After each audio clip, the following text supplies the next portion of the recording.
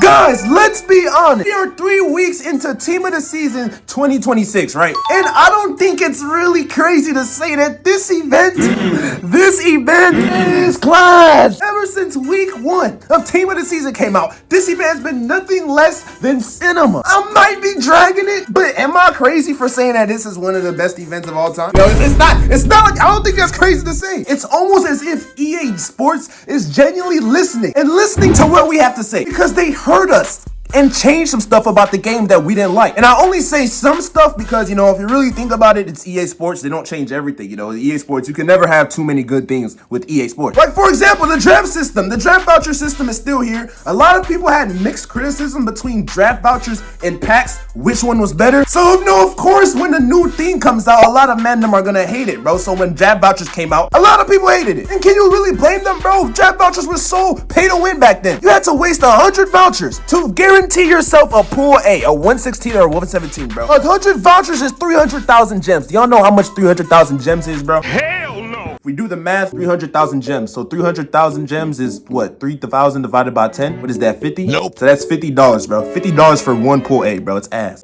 So yeah, like I said, they used to be super pay to win, and they still are. You know, let's not get it twisted. The EA Sports' FC Mobile is still very pay to win. I'm not pay to win, but I just know that it's very pay to win. But these times, instead of a 100 draft guarantee, you have a 70 draft guarantee. And I don't care what no one says. It may not seem like much, but bro, 100 to 70 drafts. You guys not know how much of a difference that is? Like, it's only 30 drafts, but that's still so much of a difference. It's saving you at least $25. So that's a big win for me and all the other free to plays out there, bro. Clap it up for the free to play community. Really, nigga? My bad, I just thought I was a part of the team. We don't care. Another new thing that we have in Team of the Season 26 is the introduction of 3 new OVR cards, bro. Because you know how usually it goes up by 2 OVRs? You know, it went from 107 to 109 to 111 to 115. That's not plus 2. But instead of going up by 2, we went up by 3 now. And if I'm not gonna lie, bro, 120 OVR is absolutely crazy. Whose idea was it to make a 120 OVR? Even though it is crazy, they balanced it very well, and that's what I like to see with EA Sports. Balance! The word of the day is balance, because only one player a week gets a 120 OVR, bro. So far, only Michael Olise, Nuno Mensch, and Bruno Fernandes. Only those men have received a 120 OVR card, bro. And I always kind of felt like that's how it kind of should be, bro. And I'm not gonna lie, I always have thought this in the back of my head, but it has never really been that serious. I'm just kind of glad that EA Sports has actually finally done it, because I feel like the highest or best player, you know, should have like 1 OVR higher than like the rest of the people. Now, I'm not saying Bruno Fernandes is the best player in the Prem. Hell no. Best Prem player is Erling Haaland. Yes, he is. He won in the Ballon d'Or this year. And guys, even though enough time has passed, you know, I remember when Team of the Year came out, everybody was saying that the Team of the Year was officially the worst event in the history of FC Mobile. Guys, come on. 3 months have passed. Can we all be honest, bro? Team of the Year was not bad, bro. Dare I say it? Team of the Year was actually a pretty decent event. Yes, it was. I say decent because it was good, but it could have been way better. Like, come on, let's be actually honest, bro. Had a lot of problems with Team of the Year, bro. The biggest problem, in my opinion, was the token exchange. I wonder what EA was smoking when they decided to add that in FC Mobile. Because you're telling me a 115 OVR player, a pool B, if you will, is worth the same as a 113 OVR pool Z?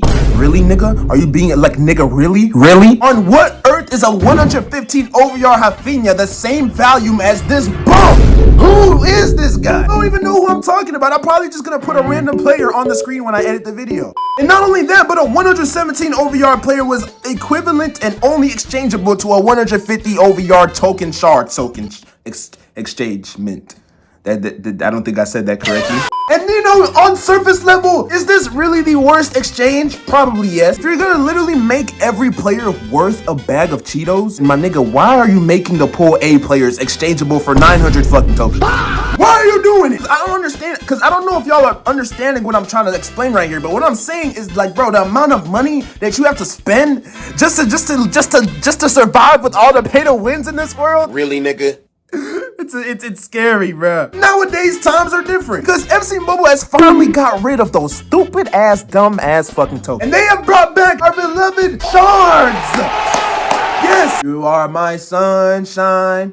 My only sunshine. What I'm trying to say is we didn't understand how good shards were until they got removed and they replaced it with something so fucking horrible that we need to forget it even existed. But you know, even though shards are back nowadays, you know, they're a lot different. Some might say that they're a lot better. And I'm not gonna lie, bro. Nigga, these shards are probably way better than the old shards. Probably, maybe, perhaps, maybe. Probably, yes, actually, though, for sure. Remember how last time shards were in the game, like the highest OVR shards players that I remember personally was the 4,000 shards captains. That was still crazy to this day, EA Sports. Why are they 4,000 shards? And then after that, it was the 2,000 shard R9 that wasn't even fucking good. It was just a scam, honestly. Those were the highest amount of shard value player that you could probably get. These times, you can buy players with 30,000 shards.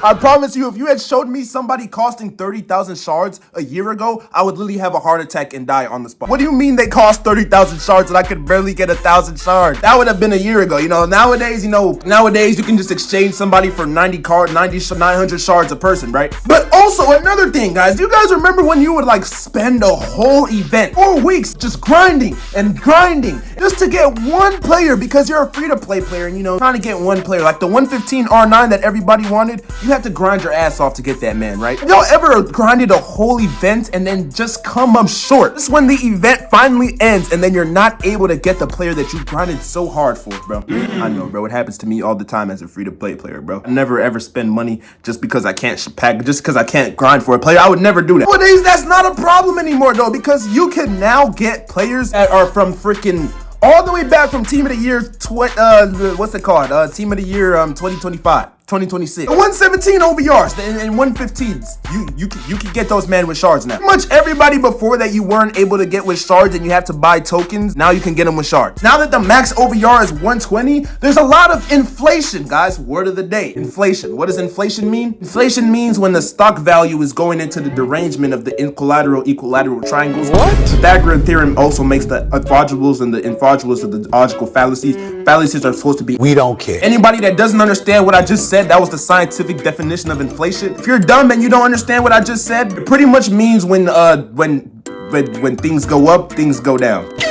There's a lot of good 116 OVR players that you can get for a very good price now. Even 117 cards you can get for a good price. 118s are also now in the game, but is there really any good 118s in the game besides like, nah, there's a lot. Never mind. Wait, hold on. There's probably like, isn't Semenyo 118? Gabriel? Yeah, there's a lot. Never mind. So you can now get great 116 OVR cards, good 117 OVR cards, all for great fucking prices, bro. So nowadays there is no excuse for you to be a free-to-play player and to be ass. No excuse. You know why there is also no excuse for you to be ass as a free-to-play now, bro? You know why? Because not only is it easier to get good players now, esports has also introduced whatever this is.